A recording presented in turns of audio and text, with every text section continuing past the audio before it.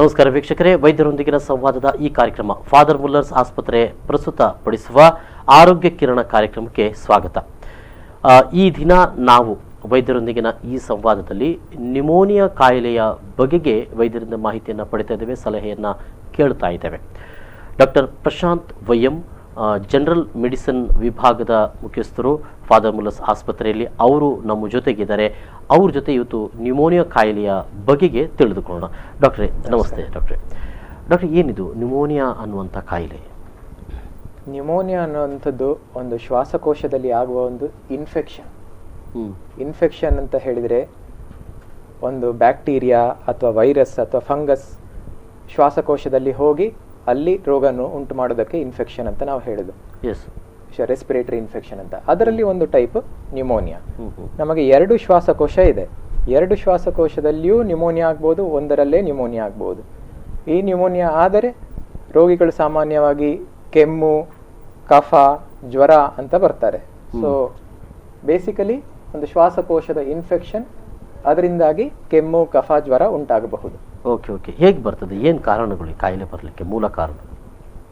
Pneumonia ಅನ್ನೋದಕ್ಕೆ ಬಹಳಷ್ಟು ಕಾರಣಗಳಿವೆ. ಒಂದೇನು, ಈ ಅಟ್ಮಾಸ್ಫಿಯರಲ್ಲಿ ಇರುವ ಬ್ಯಾಕ್ಟೀರಿಯಾಗಳು, ವೈರಸ್ಗಳು, ಫಂಗಸ್ಗಳು ಶರೀರವನ್ನು ಅಟ್ಯಾಕ್ ಮಾಡಬಹುದು. ಆದರೆ ಸಾಮಾನ್ಯವಾಗಿ ನಾವೆಲ್ಲರೂ ಪಬ್ಲಿಕ್ ಪ್ಲೇಸಸ್ ಅಲ್ಲಿ ಓಡಾಡ್ತೇವೆ, ಜನಗಳೊಟ್ಟಿಗೆ ಮಿಂಗಲ್ ಆಗ್ತೇವೆ, ಎಲ್ಲರಿಗೂ ನ್ಯುಮೋನಿಯಾ ಆಗೋದಿಲ್ಲ. ಕೆಲವರಿಗೆ ಮಾತ್ರ ನ್ಯುಮೋನಿಯಾ ಆಗ್ತದೆ. ಯಾಕಂತ ಹೇಳಿದ್ರೆ ಅವರ ಶರೀರ ಸ್ವಲ್ಪ ವೀಕ್ ಆಗಿರಬಹುದು, ಇಮ್ಯುನೋ ಸಪ್ರೆಸ್ಡ್, ಅಂತವರಿಗೆ ನ್ಯುಮೋನಿಯಾ ಆಗ್ತದೆ. ಬಟ್ ಸಾಮಾನ್ಯವಾಗಿ ನಾವೀಗ ನ್ಯುಮೋನಿಯಾ ಅಂತ ಹೇಳಿದ್ರೆ bacterial pneumonia, viral pneumonia, fungal pneumonia ಅಂತೆಲ್ಲ ಹೇಳ್ತೇವೆ. ಈಗ ಈ ನ್ಯುಮೋನಿಯಾ ಅಂದ್ರೆ ಯಾವ ಇದಿರ್ತದೆ, ಅದರ ಯಾವ ರೀತಿಯ ನ್ಯುಮೋನಿಯಾ ಆಗಿರ್ತದೆ ಅಂತ ಅನ್ನುವಂಥದ್ದು? ನ್ಯುಮೋನಿಯಾ ಅಂತ ಹೇಳಿದ್ರೆ ಅದರಲ್ಲಿ 3-4 ವೆರೈಟೀಸ್ ಇದೆ. ಈಗ ನಾವು ಅದನ್ನು ಹೇಗೆ ಹೇಳ್ತೇವೆ ಅಂತ ಹೇಳಿದರೆ, ಕಮ್ಯುನಿಟಿ ಅಕ್ವೈರ್ಡ್ ನ್ಯುಮೋನಿಯಾ ಅಂತ ಹೇಳಿದರೆ ನಾವು ನಮ್ಮ ಮನೆಯಲ್ಲೇ, ನಾವು ನಮ್ಮ ಪರಿಸ್ಥಿತಿನಲ್ಲೇ ಇರುವಾಗ ನ್ಯುಮೋನಿಯಾ ಆಗೋದು, ಅದು ಕಮ್ಯುನಿಟಿ ಅಕ್ವೈರ್ಡ್ ನ್ಯುಮೋನಿಯಾ. ಓಕೆ. ಎರಡನೇದಾಗಿ ಹಾಸ್ಪಿಟಲ್ ಅಕ್ವೈರ್ಡ್ ನ್ಯುಮೋನಿಯಾ ಅಂತ ಹೇಳಿದರೆ, ಆಸ್ಪತ್ರೆಯಲ್ಲಿ ಅಡ್ಮಿಟ್ ಆಗಿರ್ತೀರಿ, ಆಸ್ಪತ್ರೆಯಲ್ಲಿ ಅಡ್ಮಿಟ್ ಆಗಿದ್ದಾಗ ಬೇರೆ ರೋಗಿಗಳು ಇರ್ತಾರೆ, ಅಲ್ಲಿಂದ ನ್ಯುಮೋನಿಯಾ ಅಕ್ವೈರ್ ಆದರೆ ಅದನ್ನು ಹಾಸ್ಪಿಟಲ್ ಅಕ್ವೈರ್ಡ್ ನ್ಯುಮೋನಿಯಾ ಅಂತ ಹೇಳ್ತೇವೆ. ಮೂರನೇದಾಗಿ ಹೆಲ್ತ್ ಕೇರ್ ಅಸೋಸಿಯೇಟೆಡ್ ನ್ಯುಮೋನಿಯಾ ಅಂತಾನೂ ಉಂಟು. ಅಂತ ಹೇಳಿದರೆ ಈ ವಿದೇಶಗಳಲ್ಲಿ ಇದನ್ನು ಹೆಚ್ಚು ಕಾಣ್ತೇವೆ. ಈ ಟರ್ಮಿನಲಿ ಇಲ್ ಜನಗಳನ್ನು ಕೆಲವು ಹಾಸ್ಪಿಸ್ ಕೇರ್ ಅಂತೆಲ್ಲ ಇಟ್ಟಿರ್ತಾರೆ. ಅವರಿಗೆ ಹೆಚ್ಚು ಟ್ರೀಟ್ಮೆಂಟ್ ಕೊಡ್ಲಿಕ್ಕೆ ಆಗೋದಿಲ್ಲ, ಯಾಕೆಂದ್ರೆ ಅವರು ಟರ್ಮಿನಲಿ ಇಲ್ಲಿರ್ತಾರೆ. ಸೊ ಅಂಥವರೇ ಇದ್ದ ಒಂದು ಅಂತ ಹಾಸ್ಪಿಸ್ ಕೇರ್ ಫೆಸಿಲಿಟೀಸ್ಗಳಲ್ಲಿ ಆಗುವಂಥ ನ್ಯುಮೋನಿಯಾಗಳನ್ನ ಹೆಲ್ತ್ ಕೇರ್ ಅಸೋಸಿಯೇಟೆಡ್ ನ್ಯುಮೋನಿಯಾ ಅಂತಾನೂ ಹೇಳ್ತೇವೆ. ಸೊ ಇದು 3 ಮೇನ್ ವೆರೈಟೀಸ್. ಓಕೆ. ಇದು ಮೂಲ ಎಲ್ಲಿ, ಯಾವ ದೇಶದಿಂದ ಬಂದಿರುವಂಥದ್ದು ಏನಾದರೂ ಇದೆಯಾ, ಅಥವಾ ಎಲ್ಲ ಜಾಗತಿಕ ಮಟ್ಟದಲ್ಲಿ ಎಲ್ಲಾ ಕಡೆಯಲ್ಲೂ ಒಂದೇ ತರನಾಗಿ ಹಬ್ಬಿದಂಥ ಕಾಯಿಲೆ ಇದು? ಮೂಲ ಹೆಸರು ಬಂದಿರೋದೇ ನ್ಯುಮೋನಿಯಾ ಅಂತ ಹೆಸರು ಬಂದಿರೋದು ಎಲ್ಲಿಂದ ಅಂತ? ನ್ಯುಮೋನಿಯಾ ಅಂತ ಹೆಸರು ಬಂದಿರೋದು ಹೇಗೆ ಅಂತ ಹೇಳಿದ್ರೆ, ಗ್ರೀಕ್ ಮತ್ತು ಲ್ಯಾಟಿನ್ ಭಾಷೆಗಳಲ್ಲಿ ನ್ಯೂಮಾನ್ ಅಂತ ಹೇಳಿದ್ರೆ ಶ್ವಾಸಕೋಶ. ಸೊ ಶ್ವಾಸಕೋಶಕ್ಕೆ ಸಂಬಂಧಪಟ್ಟ ಒಂದು ಕಾಯಿಲೆ ಅಂತ ಹೇಳಿದ್ರೆ ನ್ಯೂಮಾನಿಗೆ ಎಫೆಕ್ಟೆಡ್ ಆಗ್ತದೆ. ಸೊ ನ್ಯೂಮೋನಿಯಾ ಅಂತ ಬಂತು. ಸೊ ನಮ್ಮಲ್ಲೆಲ್ಲ ಇಂಗ್ಲಿಷ್ ಲಿಟರೇಚರ್ ಅನ್ನೇ ಬಳಸುವ ಕಾರಣ ಅದೇ ಪದವನ್ನೇ ನಾವು ಇನ್ನೂ ಬಳಸ್ತಾ ಇದ್ದೇವೆ. ಸೊ ಎಲ್ಲಾ ನ್ಯುಮೋನಿಯಾಗಳು ಎಲ್ಲಾ ದೇಶದಲ್ಲೂ ಇಂಥ ದೇಶದಲ್ಲೇ ಅಂತ ಏನು ಗುಣಲಕ್ಷಣಗಳು ಇದ್ರದ್ದು ನ್ಯುಮೋನಿಯಾ ಕಾಯಿಲೆ? ನ್ಯುಮೋನಿಯಾ ಕಾಯಿಲೆಯ ಲಕ್ಷಣಗಳು ಅಂತ ಹೇಳಿದ್ರೆ, ಅರ್ಲಿ ಸ್ಟೇಜಸ್ ಅಂತ ಹೇಳಿದರೆ ಮೊದಲಿನ ಸ್ಟೇಜಸ್ಗಳಲ್ಲಿ ಪೇಷಂಟಿಗೆ ಜೋರು ಕೆಮ್ಮು ಬರುವುದು, ಕೆಮ್ಮಿದಾಗ ಶ್ವಾಸಕೋಶದಲ್ಲಿ ಎದೆಯಲ್ಲಿ ಸ್ವಲ್ಪ ನೋವಾಗುವುದು, ಕೆಮ್ಮಿದಾಗ ಕಫ ಬರುವುದು, ಕೆಲವೊಮ್ಮೆ ಸ್ವಲ್ಪ ರಕ್ತ ಕೂಡ ಬೀಳಬಹುದು, ಮತ್ತೆ ಜೋರಾಗಿ ಜ್ವರ ಬರುವುದು, ಚಳಿ, ನಡುಕ ಮತ್ತು ಜ್ವರ, ಇದು ಮೇನ್ ಸಿಂಪ್ಟಮ್ಸ್. ಇದರ ಒಟ್ಟಿಗೆ ಕೆಲವರಿಗೆ ವಾಂತಿ ಭೇದಿ ಕೂಡ ಆಗಬಹುದು. ಇದೆಲ್ಲ ನಾವು ಅರ್ಲಿ ನ್ಯುಮೋನಿಯಾ ಅಂತ ಹೇಳ್ತೇವೆ. ಅಂತ ಹೇಳಿದರೆ ನ್ಯುಮೋನಿಯಾ ಶುರುವಾದಾಗ ಆಗುವಂಥ ಸಿಂಪ್ಟಮ್ಸ್. ಮತ್ತೆ ನ್ಯುಮೋನಿಯಾ ಜೋರಾದರೆ, ಸಿವಿಯರ್ ಆದರೆ ಅದರಿಂದ ಬೇರೆ ತೊಂದರೆಗಳು ಆಗಬಹುದು. ದಮ್ ಕಟ್ಟುದು, ಉಸಿರಾಡ್ಲಿಕ್ಕೆ ಆಗೋದಿಲ್ಲ, ಅಥವಾ BP ಡೌನ್ ಆಗೋದು, ಬ್ಲಡ್ ಪ್ರೆಷರ್ ಕಡಿಮೆ ಆಗೋದು, ಆ ಬ್ಲಡ್ ಪ್ರೆಷರ್ ಕಡಿಮೆ ಆಗೋದ್ರಿಂದ ಕಿಡ್ನಿಗೆ ತೊಂದರೆ ಆಗೋದು, ಎಚ್ಚರ ತಪ್ಪುವುದು, ಪ್ರಾಯ ಆದವರಲ್ಲಿ ಅವರು ಮಾತುಕತೆ ಹೆಚ್ಚು ಕಡಿಮೆ ಆಗೋದು. ಸೊ ಇಂಥ ಸಿಂಪ್ಟಮ್ಸ್ ಅನ್ನು ನೋಡ್ತೇವೆ. ಅಂದರೆ ಇದು ಬಹಳ ಮುಖ್ಯವಾಗಿ ಕಫ ಹೆಚ್ಚು ಕಾಣಿಸಿಕೊಳ್ಳುತ್ತದೆ ಈ ಕಾಯಿಲೆಯಲ್ಲಿ ಅಂತನ ಸಿಂಪ್ಟಮ್ಸ್ ಬಹಳ ಮೂಲ. ಹೌದು, ಕೆಮ್ಮು ಮತ್ತು ಕಫ ಬಹಳ ಇಂಪಾರ್ಟೆಂಟ್. ಇಲ್ಲಿ ಬಹಳ ಜನರಿಗೆ ಈ ನೆಗಡಿ ಇರ್ತದೆ ಅಥವಾ ಕೆಲವೊಮ್ಮೆ ಅಸ್ತಮ ಕಾಯಿಲೆ ಅಂತ ಹೇಳ್ತೇವೆ, ಇದಕ್ಕೆ ಏನೋ ಸಂಬಂಧ ಇದೆ ಡಾಕ್ಟರ್ ಇದಕ್ಕೆ? ನ್ಯೂಮೋನಿಯಾ ಅನ್ನೋದೊಂದು ಟೆಂಪರರಿ ಇಲ್ನೆಸ್. ಒಂದ್ಸಲ ನ್ಯೂಮೋನಿಯಾ ಆಯ್ತು, 2 ವಾರದಲ್ಲಿ ಗುಣ ಆಯ್ತು. ಆದ್ರೆ ಅಸ್ತಮ ಅನ್ನೋದು ಬಂದು ಹೋಗಿ ಆಗ್ತಾ ಇರ್ತದೆ. ಅವರಿಗೆ ಸೀಸನ್ ಚೇಂಜ್ ಆದ ಕೂಡಲೇ ಒಮ್ಮೆ ಅಟ್ಯಾಕ್ ಆಗ್ತಾ ಇರ್ತದೆ. ಆದರೆ ಈ ಅಸ್ತಮಾ ಪೇಷಂಟ್ಸ್ಗಳಿಗೆ ಕರೆಕ್ಟ್ ಆದ ಕಂಟ್ರೋಲ್ ಇಲ್ಲದಿದ್ದರೆ ಅವರಿಗೆ ನ್ಯೂಮೋನಿಯಾ ಆಗೋ ಚಾನ್ಸ್ ಉಂಟು. ನೆಗಡಿ ಬಂದ್ರೂ ಆಗುವಂತ ಸಾಧ್ಯತೆ ಇದೆಯಾ? ಹೌದು, ಇದೆಲ್ಲ ಇನ್ಫೆಕ್ಷನ್. ಈ ನ್ಯೂಮೋನಿಯಾದ ಇನ್ಫೆಕ್ಷನ್ ಹೇಗೆ ಅಂತ ಹೇಳಿದರೆ, ಈ ಒಂದು ಬ್ಯಾಕ್ಟೀರಿಯಾ ಅಥವಾ ಒಂದು ವೈರಸ್ ಇನ್ಫೆಕ್ಷನ್ ಒಂದು 25 ಜನರಿಗೆ ಆದ್ರೆ ಹೆಚ್ಚಿನವರಿಗೆ ಒಂದು ಜಸ್ಟ್ ಒಂದು ನೆಗಡಿ ಅಥವಾ ಒಂದು ಶೀತ ಅಥವಾ ಅದು ಗಂಟಲು ನೋವಾಗಿದ್ದಿರಬಹುದು. ಹೌದು, ಕೆಲವರಿಗೆ ಮಾತ್ರ ಅದು ಶ್ವಾಸಕೋಶಕ್ಕೆ ಎಫೆಕ್ಟ್ ಆಗಿ ನ್ಯೂಮೋನಿಯಾ ಆಗ್ತದೆ. ಈ ಹೆಚ್ಚಾಗಿ ಕೋಲ್ಡ್ ಕುಡಿಯುವುದಂಥದ್ದು ಅಥವಾ ಕೋಲ್ಡ್ ಪ್ರದೇಶದಲ್ಲಿ ಇರುವವರು ಹೆಚ್ಚು ಶೀತ ಆಗ್ತದೆ, ಅವ್ರಿಗೆ ಕಫ ಜಾಸ್ತಿ ಆಗ್ತದೆ, ಈ ಎಲ್ಲ ಕಾರಣಗಳು ಇದ್ದಿರಬಹುದಾ ಇದಕ್ಕೆ? ಆ ಶೀತ ವಾತಾವರಣದಲ್ಲಿ ನ್ಯೂಮೋನಿಯಾ ಹೆಚ್ಚಾಗಬಹುದು. ಯಾಕಂತ ಹೇಳಿದ್ರೆ ಶೀತ ಆದಾಗ ಅದೇ ಇನ್ಫೆಕ್ಷನ್ ಶ್ವಾಸಕೋಶಕ್ಕೆ ಹೋಗ್ಬೋದು. ಬಟ್ ಕೋಲ್ಡ್ ಕುಡಿಯೋದ್ರಿಂದ ಅಂತ ಹೇಳಲಿಕ್ಕಾಗೋದಿಲ್ಲ. ಓಕೆ, ಈ ಕಾಯಿಲೆ ಹರಡುವಂತ ಕಾಯಿಲೆನೇ ಇದು? ಮತ್ತೊಬ್ಬರಿಗೆ ಹರಡುವ ಸಾಧ್ಯತೆಗಳಿವೆಯಾ? ಇದು ಬಹಳ ಇಂಪಾರ್ಟೆಂಟ್ ಪ್ರಶ್ನೆ. ನ್ಯೂಮೋನಿಯಾ ಅನ್ನೋದು ಒಬ್ಬರಿಂದ ಒಬ್ಬರಿಗೆ ಹರಡುವುದಿಲ್ಲ. ಆದರೆ ನ್ಯೂಮೋನಿಯಾ ಆಗುವಂತಹ ವೈರಸ್ ಅಥವಾ ಬ್ಯಾಕ್ಟೀರಿಯಾ ಒಬ್ಬರಿಂದ ಒಬ್ಬರಿಗೆ ಹರಡುತ್ತದೆ. ಈಗ ನ್ಯೂಮೋನಿಯಾ ಇರುವಂತಹ ಒಬ್ಬ ರೋಗಿ ಕೆಮ್ಮುವಾಗ, ಸೀನುವಾಗ ಅಟ್ಮಾಸ್ಫಿಯರ್ ಅಲ್ಲಿ ಆ ವೈರಸ್ ಅಥವಾ ಬ್ಯಾಕ್ಟೀರಿಯಾ ಬರ್ತದೆ. ಅದೇ ಅಕ್ಕಪಕ್ಕದವರು ಅದನ್ನ ಇನ್ಹೇಲ್ ಮಾಡಿದಾಗ ಶ್ವಾಸಕೋಶಕ್ಕೂ ಹೋಗಬಹುದು. ಅವರಿಗೆ ಸುಮ್ಮನೆ ಒಂದು ಸಣ್ಣ ನೆಗಡಿ, ಜ್ವರ ಏನಾದ್ರೂ ಇರಬಹುದು. ಕೆಲವರಿಗೆ ಮಾತ್ರ ಅವರಲ್ಲಿ ನ್ಯೂಮೋನಿಯಾ ಕೂಡ ಆಗ್ತದೆ. ಬಹಳ ಮುಖ್ಯವಾಗಿ ನ್ಯೂಮೋನಿಯಾ ಅನ್ನೋದು ಬ್ಯಾಕ್ಟೀರಿಯಾದಿಂದ ಬರುವಂತ ಕಾಯಿಲೆ. ಬ್ಯಾಕ್ಟೀರಿಯಾ ಅಥವಾ ವೈರಸ್ ಫಂಗಸ್ ಬರುವಂತ ಕಾಯಿಲೆ ಅಂತ. ಓಕೆ ಡಾಕ್ಟರ್, ಒಂದು ಸಣ್ಣ ವಿರಾಮ ತೆಗೆದುಕೊಳ್ಳೋಣ. ವೀಕ್ಷಕರ ಸಣ್ಣ ವಿರಾಮ ತೆಗೆದುಕೊಳ್ಳುತ್ತೇವೆ. ಬಹಳ ಮುಖ್ಯವಾಗಿ ನ್ಯೂಮೋನಿಯಾ ಅನ್ನುವಂಥ ಕಾಯಿಲೆ ಬಗೆಗೆ ವೈದ್ಯರು ಇಲ್ಲಿ ತನಕ ಮಾಹಿತಿಯನ್ನು ಕೊಡ್ತಾ ಇದ್ದಾರೆ. ಬಹಳ ಮುಖ್ಯವಾಗಿ ವಿವಿಧ ಕಾರಣಗಳಿಂದ, ಯಾವ ಮೂಲಗಳಿಂದ ಇದು ಬರ್ತದೆ ಅಂತ ಅನ್ನೋದು, ಬ್ಯಾಕ್ಟೀರಿಯಾ ಅಥವಾ ವೈರಸ್ ಫಂಗಸ್ನಿಂದ ಕೂಡಿದಂಥ ಒಂದು ಕಾಯಿಲೆ ಮತ್ತು ಶ್ವಾಸಕೋಶ ಆಧಾರಿತವಾದಂಥ ಕಾಯಿಲೆ ಇದು ಅನ್ನುವಂಥ ಮಾಹಿತಿಯನ್ನು ಈಗಾಗಲೇ ವೈದ್ಯರು ಕೊಟ್ಟಿದ್ದರು. ಸಣ್ಣ ಬ್ರೇಕ್ನ ಬಳಿಕ ಮತ್ತೆ ವೈದ್ಯರೊಂದಿಗಿನ ಸಂವಾದ ಮುಂದುವರೆದಿದೆ.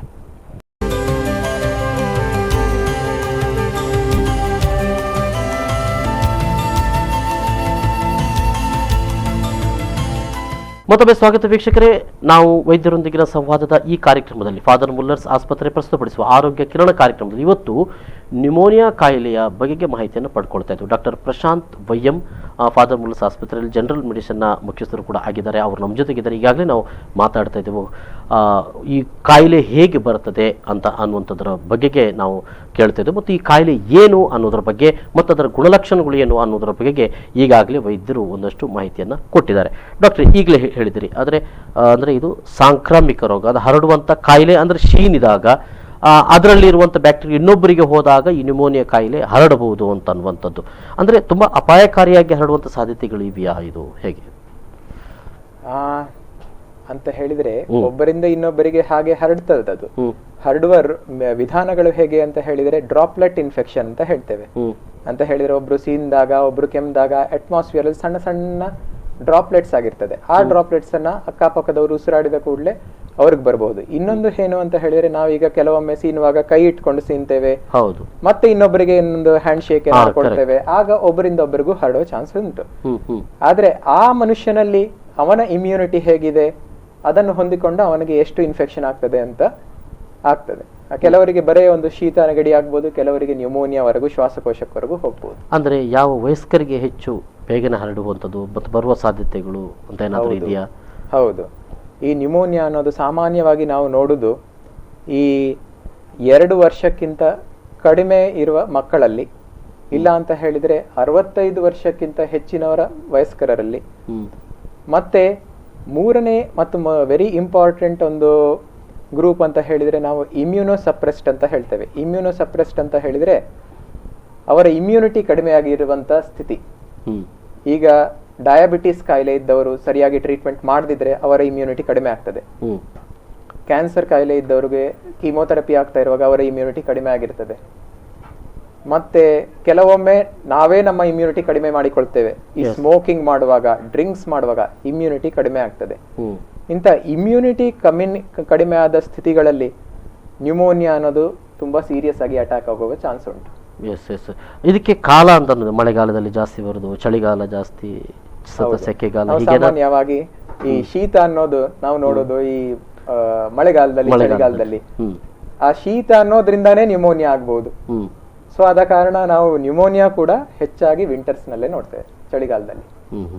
ಬೇಸಿಗೆ ಕಾಲದಲ್ಲಿ ಬರುವಂತದ್ದು ಕಡಿಮೆ ಅಂತಾನೆ ಅಥವಾ ಕಡಿಮೆ ಅಂತಾನೆ? ಹೌದು. ಓಕೆ, ಈಗ ಈ ಸಂದರ್ಭದಲ್ಲಿ ರೋಗಿಯ ಬಗೆಗೆ ಬಹಳ ಕಾಳಜಿಯನ್ನು ತೆಗೆದುಕೊಳ್ಬೇಕಾದಂತ ಅವಶ್ಯಕತೆ ಇದೆಯಾ ಈ ಸಂದರ್ಭ? ಅಂದ್ರೆ ಇನ್ನೊಬ್ಬರಿಗೆ ಹರಡುವಂತ ಸಾಧ್ಯತೆಗಳು ಇರುವುದರಿಂದ ಅಂತ. ಹೌದು ಅಂತ ಹೇಳಿದ್ರೆ ರೋಗಿಯು ಕೆಲವೊಮ್ಮೆ ಎಚ್ಚರಿಕೆಯಿಂದ ನಡೆದುಕೊಳ್ಬೇಕಾಗ್ತದೆ. ಮತ್ತೆ ರೋಗಿಯ ಸುತ್ತಮುತ್ತ ಇರೋರು ಕೂಡ ಎಚ್ಚರಿಕೆ ವಹಿಸಬೇಕಾಗ್ತದೆ. ಈಗ ಮನೆಯಲ್ಲಿ ಒಬ್ಬರು ಯಾರಿಗಾದ್ರೂ ನ್ಯೂಮೋನಿಯಾ ಆಗಿದೆ, ಅವರು ಚಿಕಿತ್ಸೆ ತಕೊಂಡು ಬಂದಿದ್ದಾರೆ ಡಾಕ್ಟರ್ ಇಂದ ಅಂತ ಹೇಳಿದ್ರೆ ಅವರು ಸೀನುವಾಗ, ಕೆಮ್ಮುವಾಗ ಮುಖಕ್ಕೆ ಒಂದು ಕರ್ಚೀಫ್ ಇಟ್ಕೊಂಡು ಸೀನ್ಬೇಕು, ಕೆಮ್ಮಬೇಕು. ಅಥವಾ ಒಂದು ಮಾಸ್ಕ್ ಅನ್ನು ಮುಖಕ್ಕೆ ಹಾಕೊಳ್ಬೇಕು ತುಂಬಾ ಕೆಮ್ಮಿದ್ರೆ, ಅವರಿಂದ ಇನ್ನೊಬ್ಬರಿಗೆ ಹರಡದೆ ಇರಲಿ ಅಂತ. ಮತ್ತೆ ಮನೆಯವರು ಕೂಡ ಸ್ವಲ್ಪ ಜಾಗ್ರತೆ ತಕೊಳ್ಬೇಕು. ಅವರು ಕೂಡ ಏನಂತ ಹೇಳಿದ್ರೆ ಈ ಕೈ ಸರಿಯಾಗಿ ತೊಳ್ಕೊಳ್ಬೇಕು. Hand washing is a very important practice. ಆ ಹ್ಯಾಂಡ್ ವಾಷಿಂಗ್ ಇಂದ ನಾವು ನ್ಯೂಮೋನಿಯಾವನ್ನು ಪ್ರಿವೆಂಟ್ ಮಾಡಬಹುದು. ಹಾಗೆ ಈ ಸಂದರ್ಭದಲ್ಲಿ ಈ ರೋಗಿಯ ಗುಣಲಕ್ಷಣಗಳು ಹೇಗಿರ್ತದೆ ಡಾಕ್ಟ್ರೆ? ಅಂದ್ರೆ ತುಂಬಾ ವೀಕ್ ಆಗಿ ಬಿಡಬಹುದಾ ಅಥವಾ ಒಂದು ಮಲಗಿದಲ್ಲೇ ಇರುವಂತ ಪರಿಸ್ಥಿತಿ ಬರಬಹುದಾ? ಹೇಗಿರ್ಬಹುದು? ಯಾರಿಗಾದ್ರೂ ಒಮ್ಮೆ ಜೋರಾಗಿ ಕೆಮ್ಮು, ಕಫ, ಜ್ವರ ಬಂದ ಕೂಡಲೇ ಸಾಮಾನ್ಯವಾಗಿ ಹಸಿವು ಕಡಿಮೆ ಆಗ್ತದೆ, ವೀಕ್ನೆಸ್ ತುಂಬಾ ಇರ್ತದೆ, ಜೋರು ಚಳಿ ನಡುಕ ಇರ್ತದೆ. ಹಾಗಿರುವಾಗ ಅವರು ಮಲ್ಕೊಂಡ ಸ್ಥಿತಿಯಲ್ಲೇ ಇರ್ತಾರೆ. ಆದರೆ ಟ್ರೀಟ್ಮೆಂಟ್ ಅಥವಾ ಚಿಕಿತ್ಸೆ ಶುರು ಮಾಡಿದ ಕೂಡಲೇ ಒಂದು 3-4 ದಿವಸದಲ್ಲೇ ಚೇತರಿಸ್ಕೊಳ್ತಾರೆ. ಅಂದ್ರೆ ಇದು ಗೊತ್ತಾಗುವುದು ಹೇಗೆ? ಇದು ನ್ಯೂಮೋನಿಯಾ ಅಂತಾನೆ ನಾವು ಅದನ್ನು ಕಂಡು ಹಿಡಿದು ಹೇಗೆ ಡಾಕ್ಟ್ರೆ? ಇದಕ್ಕೆ ಹೇಗೆ ಅಂತ ಹೇಳಿದ್ರೆ, ನೀವು ಡಾಕ್ಟರ್ ಹತ್ರ ಹೋದಾಗ ಡಾಕ್ಟರ್ ಫಸ್ಟ್ ಎಂತ ಹೇಳ್ತಾರೆ ಅಂತ ಹೇಳಿದ್ರೆ ಒಂದು ಹಿಸ್ಟ್ರಿ ತೆಕ್ಕೊಳ್ತಾರೆ. ಅವರು ನಿಮಗೆ ಏನಾಗಿದೆ ಎಂತೆಲ್ಲ ಅಂತ ಕೇಳಿದ ಕೂಡಲೇ ಕೆಮ್ಮು ಉಂಟು, ಜ್ವರ ಉಂಟು, ಕಫ ಉಂಟು ಅಂತ ಹೇಳಿದ ಕೂಡಲೇ ಅವ್ರಿಗೊಂದು ಅಂದಾಜು ಸಿಗ್ತದೆ ನ್ಯೂಮೋನಿಯಾ ಇರಬಹುದಾ ಅಂತ. ಮತ್ತೆ ಕೆಲವೊಮ್ಮೆ ಬ್ಲಡ್ ಟೆಸ್ಟ್ ಗಳು ಮಾಡ್ತಾರೆ. ಬ್ಲಡ್ ಟೆಸ್ಟ್ ಮಾಡುವಾಗ ಬ್ಲಡ್ ಅಲ್ಲಿ ಇನ್ಫೆಕ್ಷನ್ ಇದೆಯಾ ಅಂತ ಗೊತ್ತಾಗ್ತದೆ. ಇನ್ಫೆಕ್ಷನ್ ಇದ್ರೆ ಎಷ್ಟು ಸೀರಿಯಸ್ ಆಗಿ ಇನ್ಫೆಕ್ಷನ್ ಇದೆ, ಮತ್ತೆ ಅದರಿಂದಾಗಿ ಏನಾದ್ರೂ ಕಿಡ್ನಿ ತೊಂದರೆ ಅಥವಾ ಬೇರೆ ಏನಾದ್ರೂ ಉಂಟಾಗಿದೆಯಾ ಅಂತ ಗೊತ್ತಾಗ್ತದೆ. ಮೂರನೇದಾಗಿ ಶ್ವಾಸಕೋಶಕ್ಕೆ ಸಂಬಂಧಪಟ್ಟ ಟೆಸ್ಟ್ ಗಳನ್ನ ಮಾಡ್ತಾರೆ. ಎಕ್ಸ್ರೇ ಮಾಡ್ತಾರೆ. ಎಕ್ಸ್ರೇ ಮಾಡಿದ ಕೂಡಲೇ ಎಕ್ಸ್ರೇಲಿ ಹೆಚ್ಚಾಗಿ ನ್ಯೂಮೋನಿಯಾಗಳು ಕಾಣ್ತದೆ. ಕೆಲವೊಮ್ಮೆ ನ್ಯೂಮೋನಿಯಾ ತುಂಬಾ ಸಣ್ಣ ಇದ್ರೆ ಸಿಟಿ ಸ್ಕ್ಯಾನ್ ಕೂಡ ಮಾಡಬಹುದು. ಅದರಿಂದಾಗಿ ನ್ಯೂಮೋನಿಯಾವನ್ನು ಪತ್ತೆ ಹಚ್ಚಬಹುದು. ಇಲ್ಲಿ ಕಫದಲ್ಲಿ ರಕ್ತ ಕಾಣಿಸುದು ಅಂತ ಇದು ಯಾವ ಹಂತದಲ್ಲಿ? ಮೊದಲ ಹಂತದಲ್ಲಿ ಕಾಣಿಸ್ಕೊಳ್ಳುತ್ತೆ ಅಥವಾ ಅದ್ರ ನೆಕ್ಸ್ಟ್ ಥರ್ಡ್ ಸ್ಟೇಜ್? ಅದು ಹೇಗೆ? ಕೆಲವೊಂದು ನ್ಯೂಮೋನಿಯಾಗಳಲ್ಲಿ ಕಫದಲ್ಲಿ ರಕ್ತ ಕಾಣ್ತದೆ. ಈಗ ನ್ಯೂಮೋಕಾಕಲ್ ನ್ಯೂಮೋನಿಯಾ ಅಂತ ಹೇಳ್ತೇವೆ. ಅಂತ ನ್ಯೂಮೋನಿಯಾಗಳಲ್ಲಿ ಕೆಲವೊಮ್ಮೆ ರಕ್ತ ಕಾಣ್ತದೆ. ಆದ್ರೆ ಸಾಮಾನ್ಯವಾಗಿ ಈ ನ್ಯೂಮೋನಿಯಾಗಳಲ್ಲಿ ರಕ್ತ ಕಾಣಿಸುದು ಸ್ವಲ್ಪ ಮಟ್ಟಿಗಷ್ಟೇ. ಆದ್ರೆ ಈ TB ಕಾಯಿಲೆಯಲ್ಲಿ ಆದ ಹಾಗೆ ತುಂಬಾ ರಕ್ತ ಬೀಳೋದು ಹಾಗೆ ಕಾಣುವುದಿಲ್ಲ. ಅಂದ್ರೆ ಕಾರಣ ಏನು ಡಾಕ್ಟ್ರೆ? ರಕ್ತ ಬರಲಿಕ್ಕೆ ಕಾರಣ ಏನು ಕಫದಲ್ಲಿ? ಶ್ವಾಸಕೋಶದಲ್ಲಿ ಇನ್ಫೆಕ್ಷನ್ ಆದ ಕೂಡಲೇ ಜೋರ್ ಕೆಮ್ತಾರೆ. ಕೆಮ್ಮಿದ ಕೂಡಲೇ ಶ್ವಾಸಕೋಶದಲ್ಲಿರುವ ಸಣ್ಣ ಸಣ್ಣ ಬ್ಲಡ್ ವೆಸಲ್ಸ್ ಕೆಲವೊಮ್ಮೆ ಒಡಿತದೆ. ಒಡೆದ ಕೂಡಲೇ ಶ್ವಾಸಕೋಶದಲ್ಲೇ ಬ್ಲೀಡಿಂಗ್ ಆಗ್ತದೆ. ಅದು ನಾವು ಕೆಮ್ಮಿದ ಕೂಡಲೇ ಕಫದೊಟ್ಟಿಗೆ ರಕ್ತ ಬರ್ತದೆ. ಓಹೋ, ಎಸ್. ಈ ಸಂದರ್ಭದಲ್ಲಿ ಇದನ್ನ ತಪಾಸಣೆ ಒಳಪಡಿಸುವುದು ಯಾವ ರೀತಿಯಲ್ಲಿ ಅಂತನ್ನುವಂಥದ್ದು? ತಪಾಸಣೆ ಸಾಮಾನ್ಯವಾಗಿ ಪೇಷಂಟ್ ಆಸ್ಪತ್ರೆಗೆ ಹೋದ ಕೂಡಲೇ ನಾನೀಗ ಹೇಳಿದ ಹಾಗೆ ರಕ್ತ ಪರೀಕ್ಷೆಯೊಂದು ಮಾಡ್ತೇವೆ. ರಕ್ತ ಪರೀಕ್ಷೆ ಮಾಡಿ ಇನ್ಫೆಕ್ಷನ್ ಅನ್ನ ಕನ್ಫರ್ಮ್ ಮಾಡ್ತೇವೆ. ಮತ್ತೆ ಕಫದ ಪರೀಕ್ಷೆ ಕೂಡ ಮಾಡಿ ನೋಡ್ತೇವೆ. ಕಫದಲ್ಲಿ ಯಾವ ನಮೂನೆ ರೋಗಾಣು ಉಂಟು, ವೈರಸ್ ಉಂಟಾ, ಫಂಗಸ್ ಉಂಟಾ ಅಂತಾನು ನೋಡ್ತೇವೆ. ಮತ್ತೆ ಎಕ್ಸ್ರೇ, CT ಸ್ಕ್ಯಾನ್ ಗಳಲ್ಲಿಯೂ ಗೊತ್ತಾಗ್ತದೆ. ಅಲ್ಟ್ರಾಸೌಂಡ್ ಚೆಸ್ಟ್ ಅಂತಾನು ಮಾಡ್ತೇವೆ ಕೆಲವು ಸತಿ. ಅಲ್ಟ್ರಾಸೌಂಡ್ ಸ್ಕ್ಯಾನಿಂಗ್ ಇಂದಾನು. ಅಂದ್ರೆ ಇವೆಲ್ಲವೂ ಕೂಡ ಒಂದರಲ್ಲಿ ಗೊತ್ತಾಗದೇ ಇದ್ರೆ ಮತ್ತೊಂದು. ಹೌದು, ಒಂದರಲ್ಲಿ ಗೊತ್ತಾಗದಿದ್ರೆ ಮತ್ತೊಂದು ಅಂತ ಎಲ್ಲವನ್ನು ಒಟ್ಟಿಗೆ ಮಾಡುದಿಲ್ಲ, ಒಂದೊಂದೇ ಆಗಿ. ಮೊದಲ ಹಂತದಲ್ಲಿ ಗೊತ್ತಾದ್ರೆ ಅದು ನ್ಯೂಮೋನಿಯಾ ಅಂತ ಹೇಳಿ ಅದಕ್ಕೆ ಚಿಕಿತ್ಸೆಗಳನ್ನ ಕೊಡಬಹುದಾಗಿದೆ. ಮತ್ತೆ ಯಾವ ಹಂತದಲ್ಲಿ ಗೊತ್ತಾಗ್ತದೆ ಡಾಕ್ಟರ್? ಆಗಲೇ ಮೊದಲೇ ಗೊತ್ತಾಗ್ತದೆ. ಹೌದು. ಸೊ ಕೊನೆಯ ಹಂತ ಬಂದಿದ್ರು ಕೂಡ ಅದಕ್ಕೆ ಇದು ಮಾಡಬಹುದಾಗಿದೆ, ಅಂದ್ರೆ ಯಾವ ಚಿಕಿತ್ಸೆಯನ್ನು ನೀಡಬಹುದಾಗಿದೆ ತೀರ್ಮಾನ ತೆಗೆದುಕೊಳ್ಳಬಹುದು ವೈದ್ಯರು ಅಂತ. ಕೆಲವೊಮ್ಮೆ ನಾವು ಇನ್ನೊಂದು ಟೆಸ್ಟ್ ಕೂಡ ಮಾಡ್ತೇವೆ, ಈ H1N1 ಕಾಯಿಲೆ ಅಂತ ಇರೋರಿಗೆ ಥ್ರೋಟ್ ಸ್ವಾಬ್ ಅಂತ ಮಾಡ್ತೇವೆ. ಅಂತ ಹೇಳಿದ್ರೆ ಡೈರೆಕ್ಟ್ ಆಗಿ ಗಂಟ್ಲಿಂದ ಸ್ವಲ್ಪ ಕಫವನ್ನು ತೆಗೆದು ಪರೀಕ್ಷೆ ಕಳಿಸ್ತೇವೆ, ಅಂತ ಟೆಸ್ಟ್ಗಳನ್ನು ಮಾಡ್ತೇವೆ. ಎಸ್ ಡಾಕ್ಟರ್, ಇನ್ನಷ್ಟು ಮಾಹಿತಿಗಳನ್ನು ಪಡೆದುಕೊಳ್ಬೇಕು. ಒಂದು ಸಣ್ಣ ಬ್ರೇಕ್ ತೊಗೊಳ್ತಾನೆ. ಬ್ರೇಕ್ನ ನಂತರ ಆರೋಗ್ಯ ಕಿರಣ ಕಾರ್ಯಕ್ರಮದಲ್ಲಿ ವೈದ್ಯರೊಂದಿಗಿನ ಈ ಮಾಹಿತಿ ಕಾರ್ಯಕ್ರಮ ಮತ್ತೆ ಮುಂದುವರೆದಿದೆ.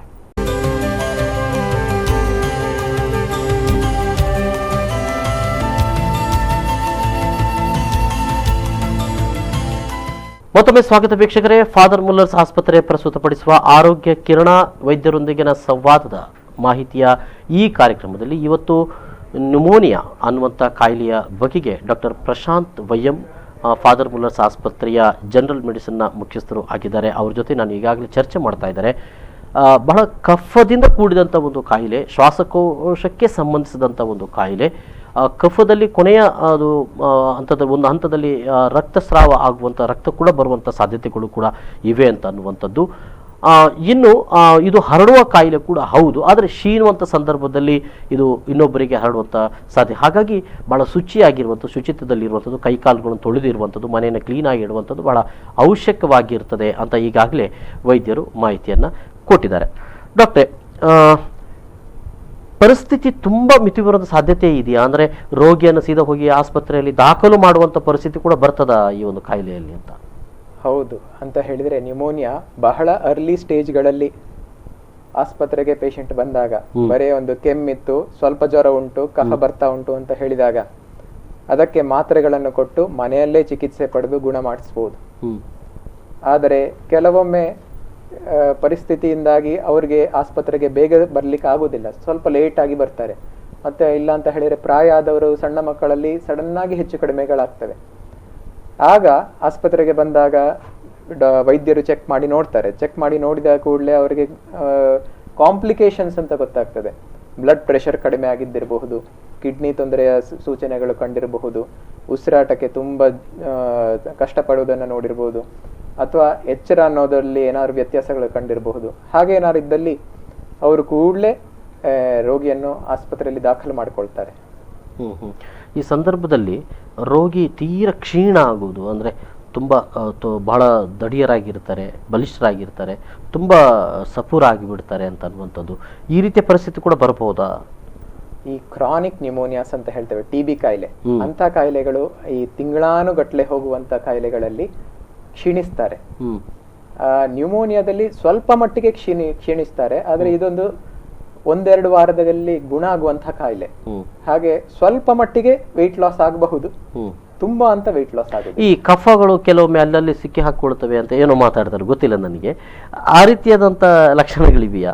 ಅದರ ಈ ಕಫ ಏನು ನಮ್ಮ ಶ್ವಾಸಕೋಶದಲ್ಲಿ ಮಾತ್ರ ಸಿಕ್ಕಿಕೊಳ್ತವೆ ಈ ಒಂದು ಕಾಯಿಲೆಯಲ್ಲಿ? ನ್ಯೂಮೋನಿಯಾದಲ್ಲಿ ನಾವು ಈಗ ಎಕ್ಸ್ರೇ ಮಾಡಿ ನೋಡಿದಾಗ ಶ್ವಾಸಕೋಶದಲ್ಲಿ ಬೇರೆ ಬೇರೆ ಏರಿಯಾಸ್ ಇರ್ತವೆ. ಯಾವ ಏರಿಯಾದಲ್ಲಿ ಬೇಕಾದ್ರೂ ಕಫ ಅಲ್ಲಿ ಜಾಮ್ ಆಗಿದ್ದಿರಬಹುದು. ಅದರ ಪ್ರಕಾರ ನಾವು ಒಂದೇ ಲಂಗಲ್ಲಿ ನ್ಯೂಮೋನಿಯಾ ಇದೆಯಾ, ಎರಡೂ ಶ್ವಾಸಕೋಶದಲ್ಲಿ ನ್ಯೂಮೋನಿಯಾ ಇದೆಯಾ, ಅಥವಾ ಒಂದು ಲಂಗಿನ ಒಂದು ಭಾಗದಲ್ಲಿ ನ್ಯೂಮೋನಿಯಾ ಇದೆಯಾ ಅಂತಾನು ಹೇಳ್ತೇವೆ. ತುಂಬಾ ಕಾಂಪ್ಲಿಕೇಶನ್ಸ್ ಯಾವುದು ಡಾಕ್ಟರ್? ಇದರಲ್ಲಿ ತುಂಬಾ ಕಾಂಪ್ಲಿಕೇಶನ್ ಬರೋ ಸಾಧ್ಯತೆ ಇದೆಯಾ ರೋಗಿಗೆ ಅಂತ? ಹೌದು, ಕಾಂಪ್ಲಿಕೇಶನ್ಸ್ ಆಗಬಹುದು. ಈಗ ಕಾಂಪ್ಲಿಕೇಶನ್ಸ್ ಅಂತ ಹೇಳಿದ್ರೆ ನ್ಯೂಮೋನಿಯಾ ತುಂಬಾ ದಿವಸ ಸರಿಯಾಗಿ ಟ್ರೀಟ್ಮೆಂಟ್ ಆಗದಿದ್ರೆ, ಅಥವಾ ನ್ಯೂಮೋನಿಯಾ ತುಂಬಾ ಈ ಇಮ್ಯುನೋಸಪ್ರೆಸ್ಡ್ ಅಂತ ಹೇಳ್ತೇವೆ, ಅಂತ ಹೇಳಿದ್ರೆ ಇಮ್ಯುನಿಟಿ ಕಡಿಮೆ ಆದವರಿಗೆ ಆದಾಗ ಕೆಲವೊಮ್ಮೆ ಕಾಂಪ್ಲಿಕೇಶನ್ಸ್ ಅನ್ನು ನೋಡ್ತೇವೆ. ಈ ಕಾಂಪ್ಲಿಕೇಶನ್ಸ್ ಹೇಗೆ ಅಂತ ಹೇಳಿದ್ರೆ ಶ್ವಾಸಕೋಶದಲ್ಲೇ ಆಗಿರಬಹುದು, ಇಲ್ಲಾಂದ್ರೆ ಶರೀರದಲ್ಲಿ ಬೇರೆ ಅಂಗಗಳಲ್ಲಿಯೂ ಆಗಿರಬಹುದು. ಶ್ವಾಸಕೋಶದಲ್ಲಿ ಆಗುವಂತಹ ಕಾಂಪ್ಲಿಕೇಶನ್ಸ್ ಅಂತ ಹೇಳಿದ್ರೆ ಶ್ವಾಸಕೋಶದ ಒಳಗಡೆ ರೆಶ್ಗೆ ಆಗುದು, ಕೀವು ಕಟ್ಕೊಳ್ಳೋದು, ಲಂಗ್ ಆಬ್ಸೆಸ್ ಅಂತ ಹೇಳ್ತೇವೆ. ಆಗ ತುಂಬಾ ಮಟ್ಟಿಗೆ ಕಫ ಬರುವುದು, ಹಳದಿ ಬಣ್ಣ ಕಫ, ವಾಸನೆ ಕಫ ಎಲ್ಲ ಬರಬಹುದು. ಮತ್ತೆ ಪ್ಲೂರಲ್ ಎಫ್ಯೂಷನ್ ಅಂತಾನು ಹೇಳ್ತೇವೆ, ಅಂತ ಹೇಳಿದ್ರೆ ಶ್ವಾಸಕೋಶದ ಕಫದ ಬಣ್ಣ ಹಳದಿ ಆಗಿರ್ತದ. ಹೌದು, ಬ್ಯಾಕ್ಟೀರಿಯಲ್ ಕಫ ಹಳದಿ ಆಗುವುದು ಕೂಡ ಇದರ ಒಂದು ಲಕ್ಷಣ ಅಂತ ಹೇಳ್ಬೋದು ಡಾಕ್ಟರ್? ಹೌದು, ಬ್ಯಾಕ್ಟೀರಿಯಲ್ ನ್ಯೂಮೋನಿಯಾಗಳಲ್ಲಿ ಕಫ ಹಳದಿ ಆಗಿರ್ತದೆ. ಈ ವೈರಸ್ ನ್ಯೂಮೋನಿಯಾಗಳಲ್ಲಿ ಕಫ ಹೆಚ್ಚು ಇರುವುದಿಲ್ಲ, ಬಿಳಿ ಕಫ ಇರ್ತದೆ. ಹಾಗೆ ಸ್ವಲ್ಪ ಕೊರಗು ಮಾತ್ರ ಇರ್ತದೆ, ತೊಡರುಗಳು ಪ್ರಾಬ್ಲಮ್ಗಳು ಮಾತ್ರ ಇರ್ತದೆ, ಕಫಗಳು ಅದರಲ್ಲಿ ಕಾಣುವುದಿಲ್ಲ. ಇದರಲ್ಲಿ ಬ್ಯಾಕ್ಟೀರಿಯಾ ಆದ್ರೆ ಹಳದಿ ಬಣ್ಣದ ಕಫ ಬರ್ತದೆ. ಇನ್ನು H1N1 ಅಂತ ಹೇಳಿದ್ರಿ, ಅಂದರೆ ಇದು ಲೀಡ್ ಮಾಡಿಕೊಡೋದು ಅದಕ್ಕೆ ನ್ಯೂಮೋನಿಯಾ ಹೋಗಿ H1N1 ಆಗೋದಾ ಅಥವಾ ಅದು ಬೇರೆ ಪ್ರಕಾರನ?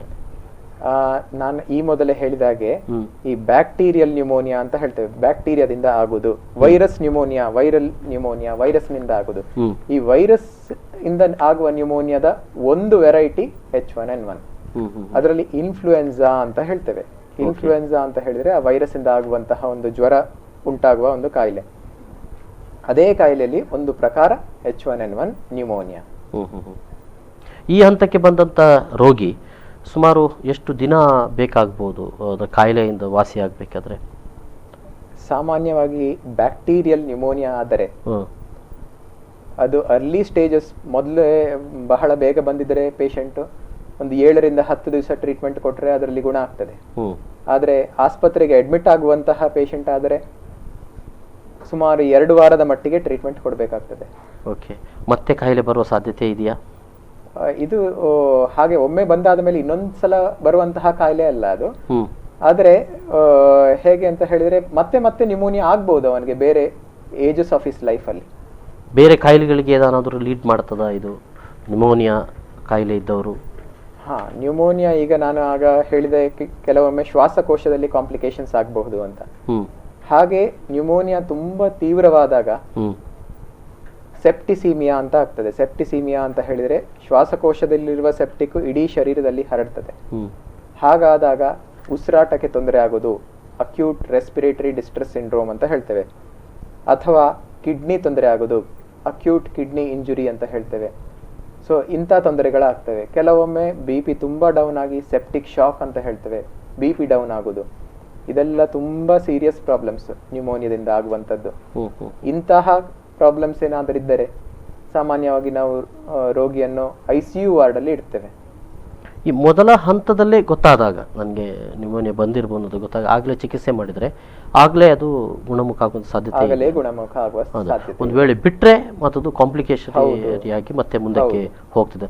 ಆಸ್ಪತ್ರೆಯಲ್ಲಿ ಯಾವ ರೀತಿ ಇದೆ ಅಂದ್ರೆ ಒಬ್ಬ ನ್ಯೂಮೋನಿಯಾ ಕಾಯಿಲೆ ಬಂದ್ರೆ ಅವರು ಹರಡದೆ ಇರುವ ರೀತಿಯಲ್ಲಿ ಪ್ರತ್ಯೇಕವಾಗಿ ಇಡ್ತೀರಾ ಡಾಕ್ಟರ್ ಹೇಗೆ ಆ ರೋಗಿಯನ್ನ? ಕೆಲವೊಮ್ಮೆ ಕೆಲವು ನಮಗೆ ಇದು ಹರಡುವಂತ ನ್ಯೂಮೋನಿಯಾ, ಇದು ತುಂಬಾ ಡೇಂಜರಸ್ ನ್ಯೂಮೋನಿಯಾ ಬೇರೆಯವರಿಗೆ ಅಂತೆಲ್ಲ ಇದ್ರೆ ನಾವು ಅವರನ್ನ ಐಸೋಲೇಷನ್ ವಾರ್ಡ್ ಅಂತ ಇರ್ತದೆ, ಐಸೋಲೇಷನ್ ಅಲ್ಲಿ ಇಟ್ಟಿರ್ತೇವೆ. ಮತ್ತೆ ಸಾಮಾನ್ಯವಾಗಿ ನ್ಯೂಮೋನಿಯಾ ಬಂದ ಪೇಷಂಟ್ಸ್ಗೆ ನಾವು ಒಂದು ಮಾಸ್ಕ್ ಅನ್ನು ಕೊಡ್ತೇವೆ. ಸೊ ದಟ್ ಅವರು ಕೆಮ್ಮುವಾಗ ಆ ಮಾಸ್ಕ್ ಅಲ್ಲಿ ಅಟ್ಮಾಸ್ಫಿಯರ್ಗೆ ಅದು ಹೋಗುವುದಿಲ್ಲ.